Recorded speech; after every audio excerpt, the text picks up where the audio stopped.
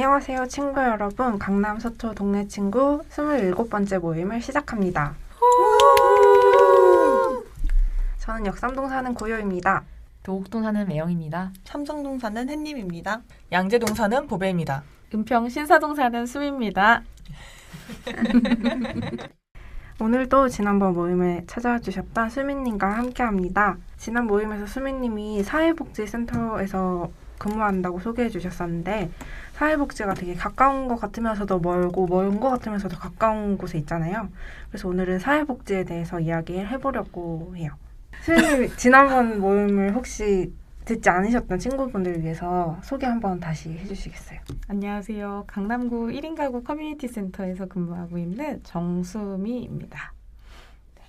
반갑습니다. 네. 그리고 저는 사회복지사로 지금 우리 센터는 사회복지 시설로 좀 되어 있어서 제가 또 채용이 됐다라고 좀 볼 수 있고요. 직업 테마를 이어가면서 저희가 항상 하는 질문인데 혹시 사회복지사가 된 계기가 있으신가요? 저는 그때만 해도 이제 진로 고민을 할 때 이제 중고등학교 시절에 굉장한 또 이제 교회원이었어요. 네, 지금은 지금 종교가 없는데 그 당시만 해도 이제 뭔가 세상에 뭔가 빛이 되고자 제가 빛과 소금이 되겠다. 그런 그 느낌 있잖아요. 네, 그 종교인의 그 포스. 네. 이렇게 막 아우라가 느껴지는. 네, 어떤 그 선한 영향력, 뭐 그런 느낌, 예, 그런 걸 하고 싶어서 그래도 내가 사회복지사가 되면은 그런 좀 사회에 도움이 되는 일을 할 수 있지 않을까 싶어서 이 일을 하게 됐어요. 굉장히 정말 선한 의도로 맞아요. 이런 분들이 정말 사회복지사가 많이 되시는 것 같아요. 이게 쉬운 일이 아니고 이러다 보니까 계속 이제 되더라도 지속하는데 그 에너지가 너무 크게 들어가잖아요. 네, 저는 사회복지 사를 어떻게 또 생각하시는지가 좀 거꾸로 궁금하긴 해요.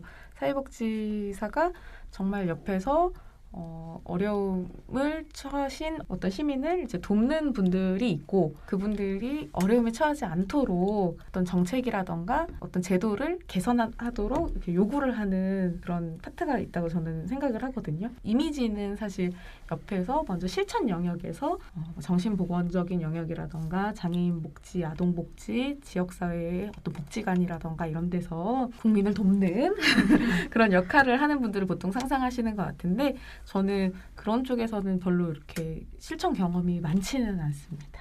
오히려 후자에 좀 가깝게 정책 영역에서 어떤 사회복지 관련된 법이 이제 제정이 된다던가 뭐 이런 부분에 있어서 좀 그쪽으로 공부도 하고 이제 제안도 하고 했던 활동을 좀 주 업으로 했었어요. 사회복지라고 하면 보통 이렇게 우리가 흔히 생각하는 취약계층에만 뭔가를 한다고 생각을 하다 보니까 지금 이런 식으로 1인 가구 커뮤니티 센터라고 했을 때는 이게 사회복지라는 느낌이 잘 안 와닿는 것 같기는 해요.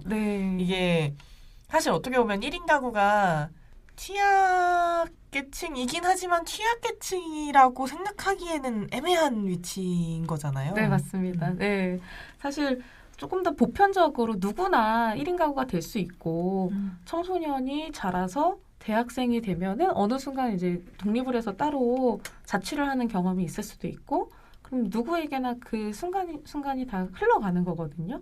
내가 돈을 잘 벌고 50대 중장년의 가장으로서 가장의 무게를 잘 지고 이제 가다가 배우자가 사별하게 되거나 아이들이 독립하게 되면은 그분은 또 어느 순간에 1인 가구가 되세요.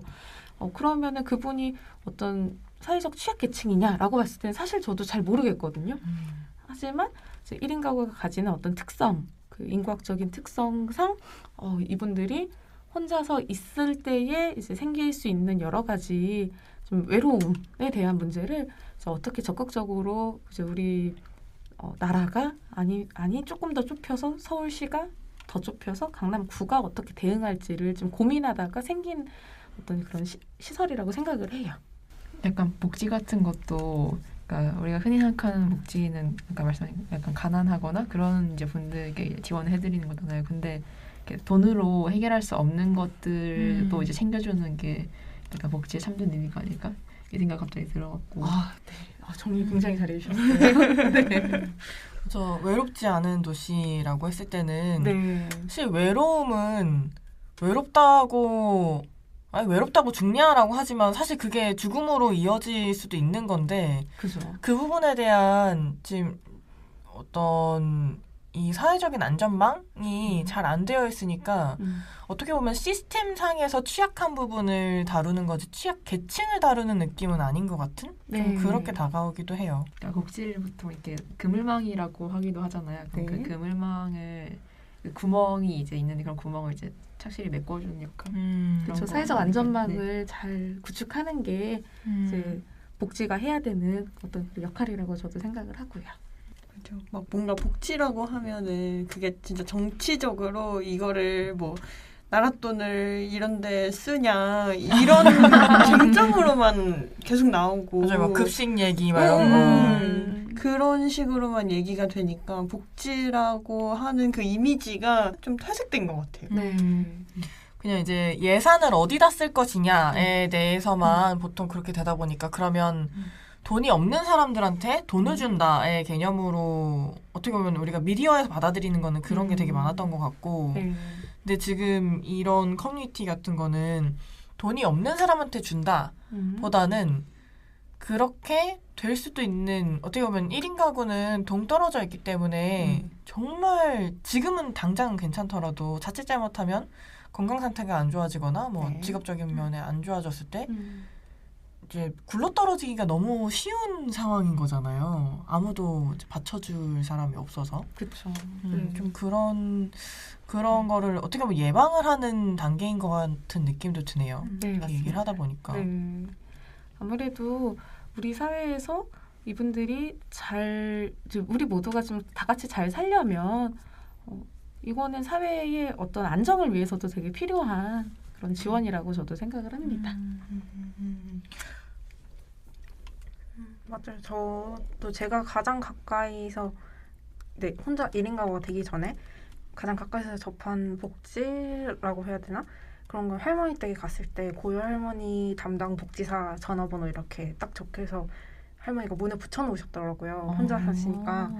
이렇게 해서 그렇다가 이렇게 와서 여기서 살다 보니까 1인 가구 센터에서 뭐 진짜 제가 느낄 수 있는 복지도 있고 이렇게 소유님이 정책적으로도 이렇게 막 이렇게 하려고 하시는 게 실제적으로 느낄 수 있어서 되게 좀 좋은 것 같아요. 멀다가 가까워진 느낌? 그렇죠.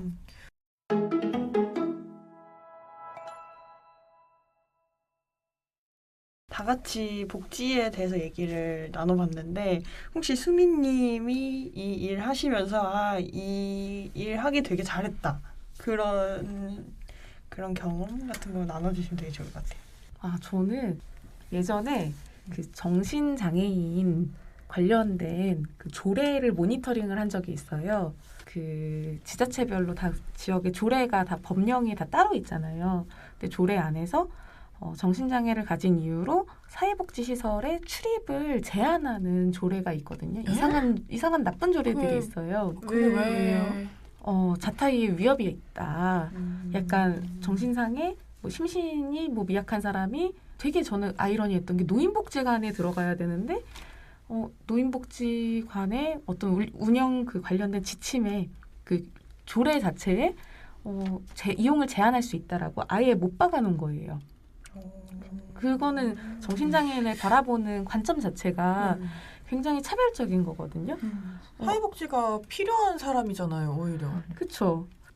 특히 사회복지시설 관련된 조례를 이렇게 보면서 여기에 못 들어간다고? 뭔가 혐오감을 줄 만한 자, 뭐 약간 이런 뭐 음주자, 뭐 되게 많아요. 어디 뭐 구의회에 방청을 할 수 있는 그 조례 안에서도 정신장애인은 못 들어간다. 뭐 이런 부분이 예전에 있었는데 지금은 많이 개선이 되긴 했어요. 그거를 이제 저희 단체에서 예전에 있던 장애인 인권 단체에서 같이 인권위원회에 시정을 요청하는 그런 작업을 했고 결국에 정책 그 권고를 내려서 지자체에서 일부 수용을 하기도 했고 수용이 좀 잘 안 되기도 했었는데 이후에 제가 끊임없이 또 계속 모니터링을 하진 못해서 사실 솔직하게 얘기를 드리면은 근데 그게 그런 이슈화를 했던 과정이 되게 보람이 있었고 거기에서 정책 권고가 내려왔을 때 이제 저희 단체 이름을 이제 딱 그 인권위 그 결정문에 저희 단체 이름과 저희 단체 대표님 이름이 딱 들어갔을 때 전 되게 그게 인상 깊었어요. 감격. 네. 뭔가 되게 많은 어떤 내가 일을 하면서 인상 깊었던 경험이 뭐가 있을까를 되게 많이 생각을 해봤는데 물론 이제 끊임없이 사람들을 만났고 내가 이 우는 사람에게 울지 않게 하기 위해서 옆에서 어떤 서비스를 했느냐도 좋지만 저는 이 사람의 애초에 울지 않을 만한 환경을 만들어주는 게 더 중요하다라고 생각을 하거든요. 그래서 사회복지 쪽에서도 좀 더 이제 정책적인 면에 관심이 되게 많고 그런 쪽으로 공부를 했고 지원을 할 수 있는 정책들이 더 다양하게 생겼으면 좋겠다라고 또 생각을 하는데 그거는 이제 더 앞으로 이제 지켜봐야 돼. 그런 활동에 제가 지금 하고 있지는 못해도 지금 내가 못하면 후원이라도 하자. 약간 이런 생각으로 네, 특정 이제 반빈곤 운동하는 단체에다가 후원도 이제 하고 있고 제가 앞으로 더 열심히 일을 해서 더 많은 후원을 할 생각이에요. 아니 또 울지 않을 환경을 만든다 이것도 너무 명언이어가지고 들으면서 감격했네요. 뭔가 책 2권 쓰셔야 될 것 같아요. 울지 않을 환경, 외롭지 않은 도시 이렇게 책 2권 나왔다. 제목 나왔고 지금 말은 잘 못하니까 이제 책으로 큰일 났네요. 책 쓰시면 또 이제 나오셔가지고 홍보하시고 신난다. 근데 아무래도 이게 그러니까 세상이 다수를 위하도록 변하는 거 너무 쉽잖아요. 네. 근데 소수를 위하도록 변하는 거 너무너무 어려우니까 근데 그거를 결국에는 해내셨다는 게 진짜 너무 대단하신 것 같아요.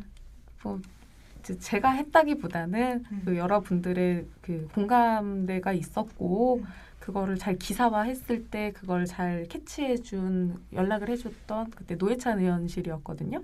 그쪽에서 이제 컨택을 잘 해주셨고 질의를 그때 국감장에서 해주셨는지는 모르겠는데 아마 뭐 예상하기로는 뒤에서 이렇게 인권위 국감할 때 따로 이렇게 권유를 해주셨지 않으셨을까라고 그냥 추측을 했어요. 뭔가 이제 말씀하셨던 것처럼 복지의 맹점이 사실 굉장히 많잖아요.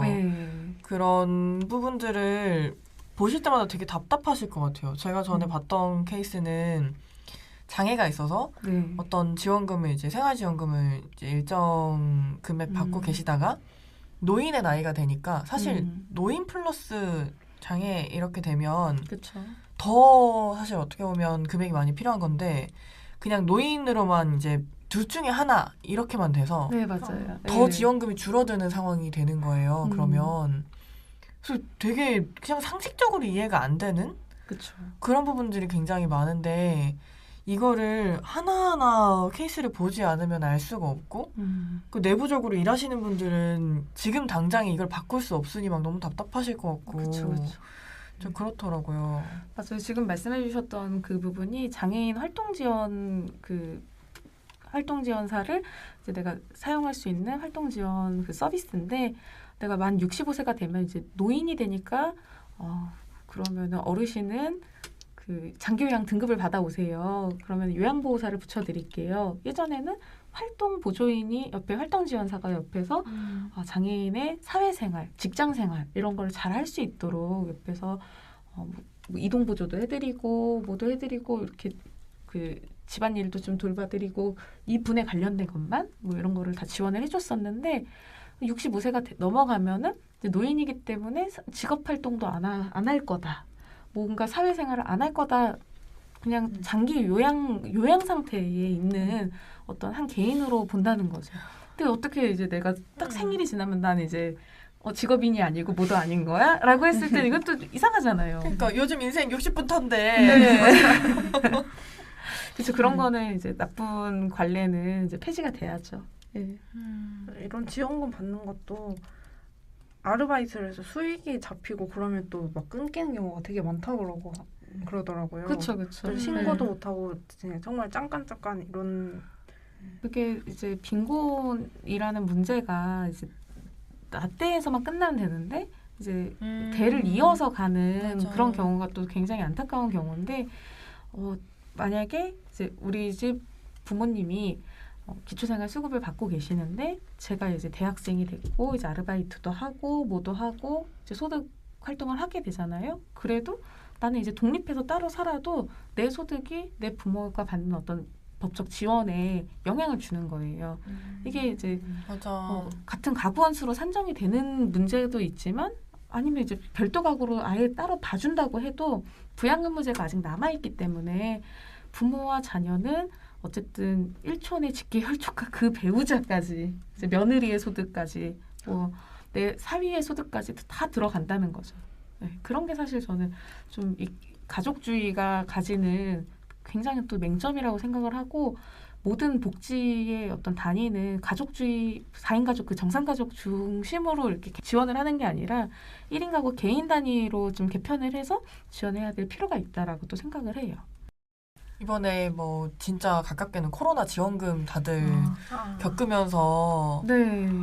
진짜 난리 났었잖아요. 그 이제 가정폭력을 피해서 도망쳐 있었는데 주소가 노출되고 막 아니면은 가장이 혼자서 그 돈을 다 써서 나머지는 필요한 돈을 못 쓰고 막 진짜 난리도 아니었잖아요. 뉴스에 계속 나오고. 그렇죠. 아무래도 빠른 시일 내에 가장 효과적으로 많은 분들에게 재난지원금을 줄여다보는 그런 뭐 어떤 선한 의도라고 포장을 하더라도 사실상 거기서 나오는 피해는 다 이제 국민들이 입는 거니까 저는 그렇죠. 사실 이런 모든 가족주의로 이제 점철되어 있는 복지 그 세팅 자체가 좀 잘못되었다. 이 부분은 분명히 개선이 필요하다라고 또 생각을 해요. 그래서 강남에서만큼은 좀 개인 단위의 어떤 복지제도, 강남 뭐 서울형 복지, 뭐 약간 이런 것처럼 저는 강남형 복지가 하나 있었으면 좋겠다. 또 한편으로는 그런 또 실험도 파격적으로 우리 강남은 할 수 있다. 구청은 들었으면 좋겠다 이번 방송을. 저번 방송은 듣지 않았으면 좋겠고. 네. 이건 좀 들어주시길. 네. 이런 또 이제 공감대가 있으면 분명히 가능할 수 있는 실험이라고 생각을 하거든요. 네.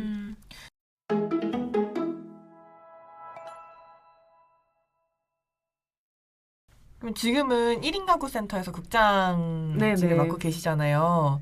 이전에는 그러면 어떤 일을 하셨는지도 궁금하고 지금 하시는 일은 그 전이랑 또 어떻게 좀 다른지 이런 것도 궁금해요. 바로 직전에 했던 일이 장애인 인권단체에서 여러 가지 이제 연구 조례를 모니터링 한다던가 아니면은 발달장애인의 그 발달장애인 간 결혼을 했을 때 발달장애 부모가 이제 가지는 양육 경험에 대해서 인터뷰를 진행해서 이제 본다던가 저는 발달장애인의 어떤 양육 경험 그 인터뷰하면서 많이 이제 중점을 뒀던 거는 장애인의 재생산권과 가족 구성권 내가 원하는 사람이랑 어떻게든 내가 결혼을 해서 아이를 잘 키우고 싶다라고 하면은 강제로 불임 수술을 시키는 게 아니라 어떻게 발달장애인들끼리 만나서 결혼을 해서 어떻게 애를 키워라고 사회는 감히 상상을 하고 그분들이 재생산권에 대해서 굉장히 내 몸인데 뭐 내 시부모가 이제 아이 그만 낳아라 루프 시술하고 뭐 내가 이제 애 잘 낳아서 잘 이제 기르고 싶은데 아이 다 데려가서 키우시거나 아니면은 그러시면 감사하지만 뭐 이렇게 어떤 지원을 안 해주신다던가 아니면 그 안에서 어떤 폭력의 경험이 있다거나 이런 경우가 굉장히 많은데 사실 그분들이 어떤 아이를 키울 능력이 없어서보다는 사회적으로 서포트가 부족한 부분이 있는 거고 근데 또 그 안에서의 또 이야기를 들어보니까 아이를 잘 키웠던 그 경험이 본인한테는 굉장히 또 보람이었던 거예요. 아이가 이제 학교를 졸업하는 순간에 아이를 엄청 또 이제 나는 이제 내가 잘 키웠구나. 그리고 나는 이 아이를 위해서 내가 지적 장애인이어도 나는 인권 운동한다. 장애인 운동한다. 나는 이 아이한테 더 좋은 부모가 되기 위해서 나는 학교도 다니고 사이버 대학교도 지금 다니고 있다.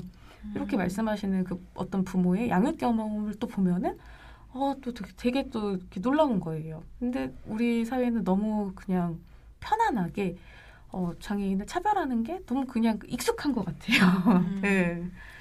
이게 지금 그렇게 애를 낳으라고 난리를 치면서도 그런 이제 장애인분들이 재생산권을 가지고 있는 거에 대해서는 또 침해를 해서 뭐 애를 낳지 마라 이렇게 하고 키우지도 못할 거 왜 낳냐. 약간 이런 식으로. 이게 너무 웃기는 거예요. 그러면 이제 키우는 게 힘들다 하면 그럼 잘 키울 수 있게 도와주고. 그때는 이런 일을 했었는데 지금은 이제 또 어떤 행정에서 요구하는 그 실적도 잘 프로그램도 잘 관리를 해야 되고 잘 예쁘게 예산도 잘 제출을 해야 되고 예쁘게. 왜 자꾸 다 이렇게 미로 가는지 모르겠는데 네, 제가 좀 표현에 유의하겠습니다. 아닙니다. 예쁘게 서류를 내야 되는 거 저도 너무 공감하거든요. 네.